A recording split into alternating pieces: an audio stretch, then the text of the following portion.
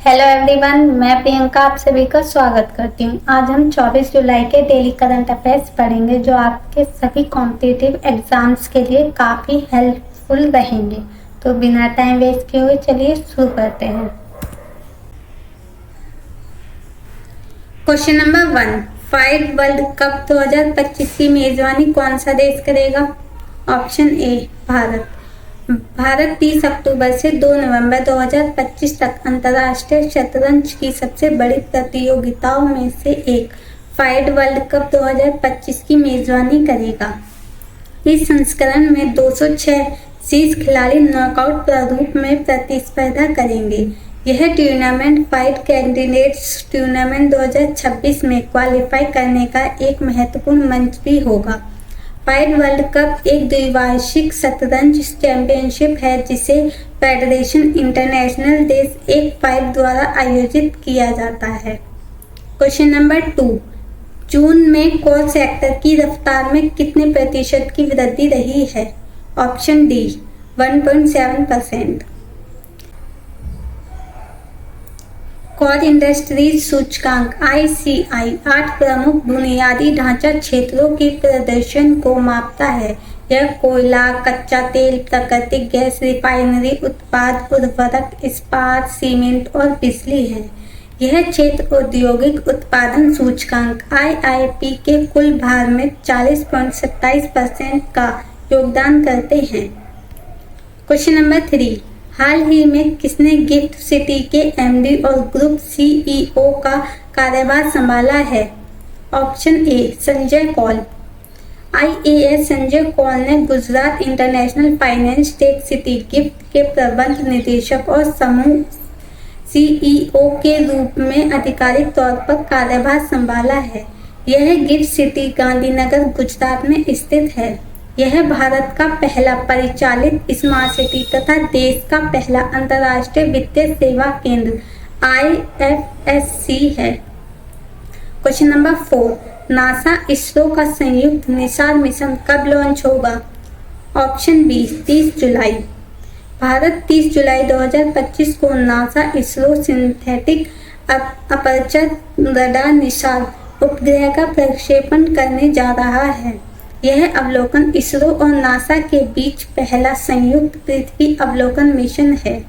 इसे श्रीहरिकोटा स्थित सतीश धवन अंतरिक्ष केंद्र से GSLV F-16 रॉकेट के माध्यम से लॉन्च किया जाएगा।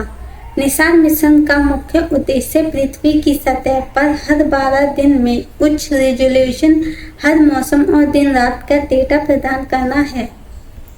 क्वेश्चन नंबर 5, हाल ही में LIC ने बीमा सखी योजना के लिए किस मंत्रालय के साथ समझौता किया है? ऑप्शन सी ग्रामीण विकास मंत्रालय। गोवा में 8 से 10 जुलाई को वित्तीय समावेशन पर आयोजित राष्ट्रीय सम्मेलन अनुभूति के दौरान इस समझौते पर हस्ताक्षर किए गए। यह योजना बीमा वितरण क्षेत्र में महिलाओं की मौजूदगी को मजबूती देने के लिए बनाई गई है। इसका उद्देश्य बीमा क्षेत्र में करियर का अवसर देकर ग्रामीण महिलाओं को सशक्त बनाना है। क्वेश्चन नंबर 6, हाल ही में अंतर्राष्ट्रीय मुद्रा कोष से इस्तीफा दे दिया है। किसने? Option D Gita Gopinath. अंतर्राष्ट्रीय मुद्रा कोष IMF की उप प्रबंध निदेशक गीता गोपीनाथ ने अपने पद से इस्तीफा दे दिया है। गीता गोपीनाथ पहली महिला हैं जो IMF की चीफ इकोनॉमिस्ट बनी। गीता गोपीनाथ ने 2019 में IMF की मुख्य अर्थशास्त्री के रूप में कार्यभार संभाला। जनवरी 2022 में उन्हें पदोन्नत कर प्रथम उप प्रबंध निदेशक बनाया गया। क्वेश्चन नंबर 7, हाल ही में भारतीय स्टेट बैंक ने किसके जरिए 25,000 करोड़ जुटाए हैं? Option D QIP। भारतीय स्टेट बैंक ने बताया कि उसने QIP के जरिए 25,000 करोड़ जुटाए हैं। बैंक के मुताबिक यह अब तक का सबसे बड़ा QIP इशू है। इस पूंजी को जुटाने का उद्देश्य भारतीय स्टेट बैंक के कॉमन इक्विटी टीयर 1 अनुपात को बढ़ाना है। SBI के अध्यक्ष CS सेठी ने इस QIP को बैंक की मजबूत बुनियादी डिजिटल परिवर्तन पहल और विवेकपूर्ण जोखिम प्रबंधन में विश्वास मत बताया है। क्वेश्चन नंबर 8, हाल ही में किसने अटल इनोवेशन मिशन के निदेशक का कार्यभार संभाला? ऑप्शन ए दीपक बागला। केंद्र सरकार ने दीपक बागला को अटल नवाचार मिशन AIM का नया मिशन निदेशक नियुक्त किया है। दीपक बागला जो पहले इन्वेस्ट इंडिया के प्रबंध निदेशक और CEO के रूप में कार्यरत थे, वे विश्व निवेश संवर्धन एजेंसियों के संघ WAIPA के अध्यक्ष भी रह चुके हैं। क्वेश्चन नंबर 9, अंतर्राष्ट्रीय स्वास्थ्य देखभाल दिवस कब मनाया जाता है? ऑप्शन ए 24 जुलाई। International self care foundation IFS ने 2011 में इस दिन की स्थापना की थी। IFS ब्रिटेन में स्थित एक चैरिटी संस्था है जिसका मानना है कि एक स्वस्थ समाज की शुरुआत तब होती है जब हर व्यक्ति सबसे पहले अपनी देखभाल करता है।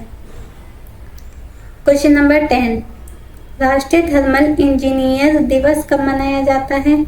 ऑप्शन बी 24 जुलाई।